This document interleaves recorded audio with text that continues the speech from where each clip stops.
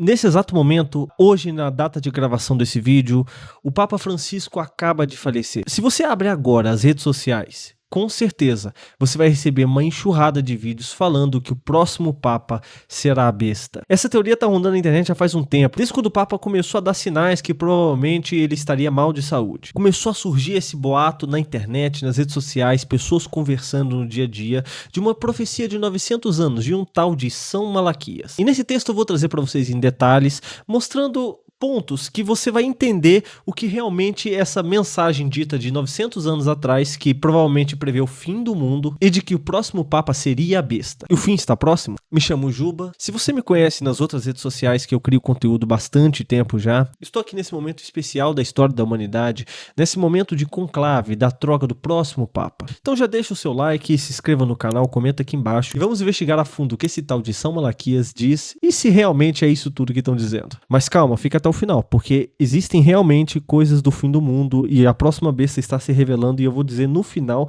o que seria, na verdade, uma cortina de fumaça para o que realmente a gente tem que ficar atento. Quem foi São Malaquias? Vamos começar pelo homem atrás do mito. O São Malaquias realmente existiu, ele foi uma pessoa real. Ele foi um arcebispo inglês nascido em 1094, em Armagh, na Inglaterra. Ele era um reformador da Igreja Católica e mais tarde ele foi canonizado em 1190 pelo Papa Clemente III. E dizem que ele tem um dom profético. Para você ter uma noção, de acordo com a Boca Pequena, ele preveu a própria morte, que foi em 1148. Ele era amigo de São Bernardo de Clavois, que morreu aos seus braços em uma viagem à França também. Aparentemente ele era um cara exemplar, mas na história ele foi conhecido por uma outra coisa, a profecia dos papas. Que autoria foi atribuída a ele? O que raios é essa profecia de São Malaquias? Vamos lá. A profecia é uma lista de 112 ou 113, dependendo da fonte, que são frases curtas e enigmáticas em latim, cada uma descrevendo mais ou menos um papa futuro. Ela começa com o Papa Celestino II em 1143 e terminando com o tal de Petrus Romanus, traduzindo Pedro o Romano. De acordo com o texto, esse último Papa, Petrus o Romano, ele levaria a igreja para um momento difícil, de muita tribulação, na qual a própria Roma seria destruída. E um tal de juiz terrível julgaria o povo. Parece coisa de filme, né? Só que o Papa Francisco, que acabou de falecer nesse dia 21 de abril de 2025, ele era exatamente o 112º Papa, que tornaria o seu sucessor o tal do Pedro Romano. Agora a gente vai analisar como essa profecia surgiu. Vamos começar com o primeiro sinal de alerta, né, pessoal? Dizem que Malaquias escreveu essa profecia em 1134, durante uma visita a Roma. Só que tem um problema, ninguém nunca tinha ouvido falar desse cara até 1595, 400 anos depois do que realmente teria dito a fonte. Essa profecia foi publicada em 1500 por um monge benedito chamado Arnold Wong, num livro chamado Linum Vitae. Só que, tipo assim, um documento sério desse é muito, sei lá, estranho ficar escondido por tanto tempo. Pô, 450 anos. Sendo que nenhum historiador medieval da época mencionou isso. Se esse tal de Malaquias realmente tivesse previsto algo tão bombástico, por que ninguém fala dele dentro desses 450 anos, dessa tal profecia bombástica sobre o Apocalipse? Por que só após 450 anos, quando esse monge benedito, digamos, postou e expôs ao mundo a partir de 1500, por que só após 1500 começou a se discutir isso? Por que não nesse período de 450 anos antes? E se algo, por exemplo, é católico, eu gosto de ouvir o que os católicos falam daquilo. Eu, por exemplo, que não sou católico, mas respeito muito a cultura e a tradição, eu, como um curioso de conta própria, vou atrás para saber o que o católico acha, o que o judeu acha, o que o crente acha, o que o pastor acha, o que qualquer pessoa da religião específica que está falando daquele assunto acha. Porque senão não faz sentido. Para você ter uma noção, nem a própria Igreja Católica reconhece essa profecia. Os próprios teólogos acham que isso é uma falsificação barata. E eles trazem bons motivos. Uma das pessoas que mais desmentiu isso vem de um padre da Idade Média, do ano 1689. O jesuíta Claude François de Ministret, ele escreve esse livro falando sobre provas concretas de que essa profecia, na verdade, é uma farsa. E ele levanta um ponto sensacional que refuta completamente essa profecia: o timing e o motivo suspeito. Para começar, essa profecia ela apareceu no conclave de 1590, numa época que tinha muita intriga política. Estudiosos como Dom Estevão de Bittencourt argumentam que essa profecia ela foi criada para influenciar a decisão da votação do conclave. Para quem não sabe, para escolher um novo papa se chama conclave. Tem até um filme que fala sobre isso e tal. Mas de acordo com ele, ele mostra pontos que são bem convincentes que, na verdade, essa falsa profecia foi criada para que um cardeal específico vencesse. Estamos falando do cardeal Simonelli, que era de uma cidade natal chamada Orvieto. E como esse livro tinha essas frases falando, digamos, de cada papa, que deveria ser o papa correto, Olha que coisa genial que esse criador dessa falsa profecia fez. Então, cada frase significava um papa. E a frase, digamos, que estaria nesse papa, seria a frase de Quintate Urbis, que significa da cidade antiga. Que, no final das contas, quando ele fez essa transliteração, ele abriu aquele pergaminho e leu na frente de todo mundo a profecia, ele fala, tá vendo, pessoal? Esse cardeal certo que nós temos que escolher para ser o próximo papa tem que ser o Simoncelli, porque o Simoncelli, ele é dessa cidade, e essa cidade bate com essa profecia. Então ele mostra uma profecia em 1500 que diz ele que foi criada há 450 anos atrás para provar que, na verdade, o próximo papa a ser escolhido é o amigo dele, Simoncelli, que no final das contas, mal bate com uma frase que está escrito nessa tal profecia. Então, meu amigo, todos os padres automaticamente se juntaram. Infelizmente, a turma estava quase caindo no papinho do cara, só que daí o plano dele falhou, obviamente, né? Porque ninguém é burro, né? A turma percebeu e o cardeal Isfrondate foi eleito no lugar desse Simoncelli, mostrando que a profecia já estava furada naquela época. Então, assim, ela claramente foi criada para ser uma ferramenta política e não uma visão divina. E uma coisa interessante é que a precisão da profecia, digamos assim, que combinava com os papas, era só até 1590, que é a data que esse tal pergaminho surgiu. Então era muito fácil. Imagine, eu tô aqui agora no ano de 2025 e eu começo a escrever um pergaminho em português antigo e nesse pergaminho eu falo, porque vai vir um político e ele vai ser um político que vai fazer uma grande reforma no país e o nome dele vai estar em todas as praças da cidade. Pô, eu tô falando de Getúlio Vargas.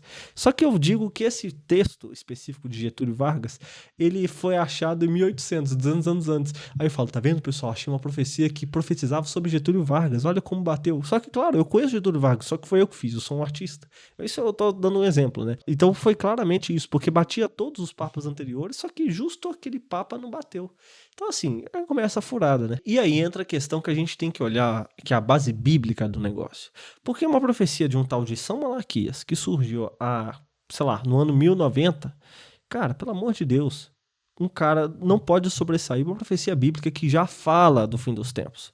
Vamos ver aqui? Mateus 24:36 está dizendo que ninguém sabe o dia nem a hora do fim, nem mesmo os anjos. Então, assim, qualquer texto que venha prever, ou profecia que venha prever o fim dos tempos, que sobressaia o que está escrito na Bíblia, teologicamente, para quem é cristão, não está valendo nada.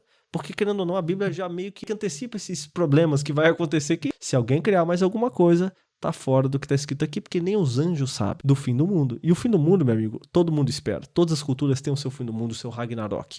Só que a gente sabe que o Apocalipse pode estar próximo para quem acredita. E aí, estamos vivendo a era do Apocalipse? Tem gente que acha que sim, tem gente que acha que não. Mas vamos analisar uns fatos aqui. Só que o problema foi as redes sociais, né, pessoal? Sabe como é que é a teoria da conspiração? Eu gosto muito delas. Só que assim, teoria da conspiração, meu amigo, é aquela coisa. Você tem que botar um chapéu de alumínio, você tem que ver e reter o que é bom. Se você acha legal aquilo ali, você vai. E se faz sentido, ainda mais isso que é teologicamente errado, não faz o menor sentido. Então, assim, eu gosto de ler, achei muito legal os vídeos da galera falando o Apocalipse e tal.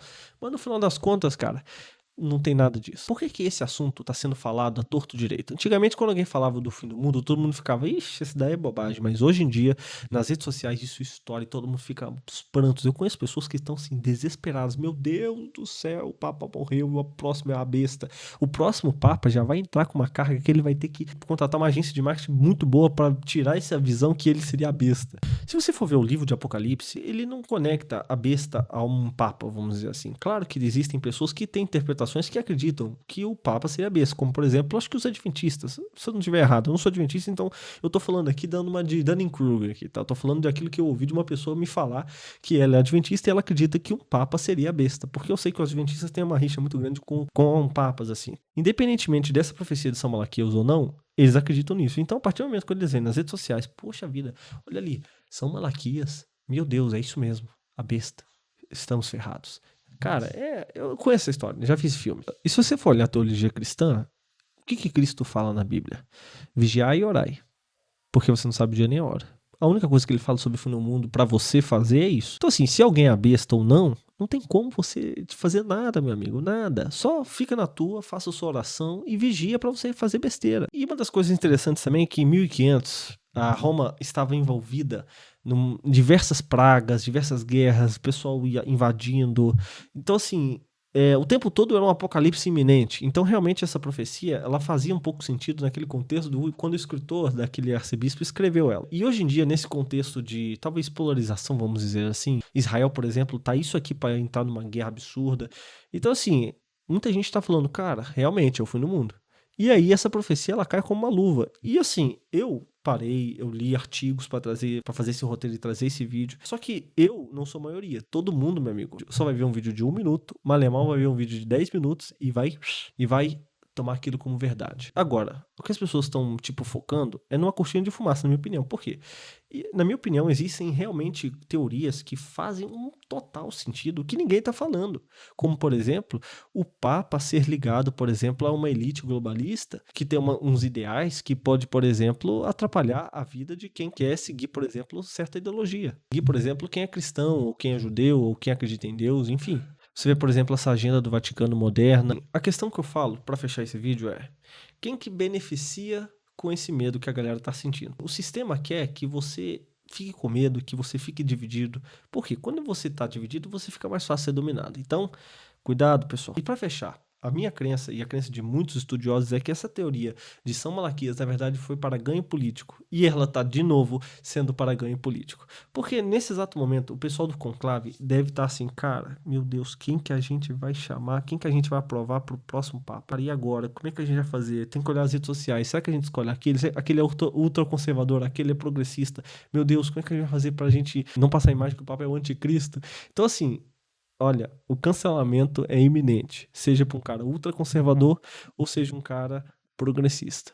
Mas assim, eu acho que tem muito mais gente conservadora no Vaticano do que progressista. Então assim, se vier um cara muito progressista, aí, meu amigo, pode saber que vai ser difícil pro Vaticano, porque o Vaticano precisa de financiamento. Você acha que essa galera achando que o Papa é a besta vai financiar? Tem isso também. Então, cara, essa profecia de São Malaquias, ela não parou de influenciar o conclave até hoje. E se tal, por exemplo, o conservador, será que o progressista vai ajudar? Será que ONGs como a ONU, por exemplo, vai estar junto com o Vaticano? Com a ONU, a Cruz Vermelha, tá todo mundo junto com o Vaticano. Médicos Sem Fronteiras, será que eles vão continuar com o Vaticano se entrar um ultraconservador alinhado, por exemplo, com Trump ou com esses governos que estão ainda com essa guinada para a direita? Bom, pessoal, eu não sei. Essa frita não é minha. Essa frita é do Aspira. Pra não falar nenhum tipo de palavrão aqui. Quem vai se ferrar é o Vaticano, eu não.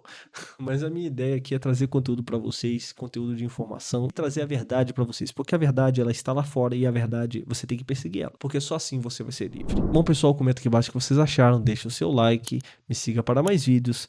Com certeza vai ter muito conteúdo excelente aqui, porque eu gostei desse formato aqui, que eu tô trocando uma ideia com mais tempo, porque eu tô muito acostumado a fazer esses videozinhos curtos, mas tamo junto, pessoal, aqui é o Juba, até a próxima.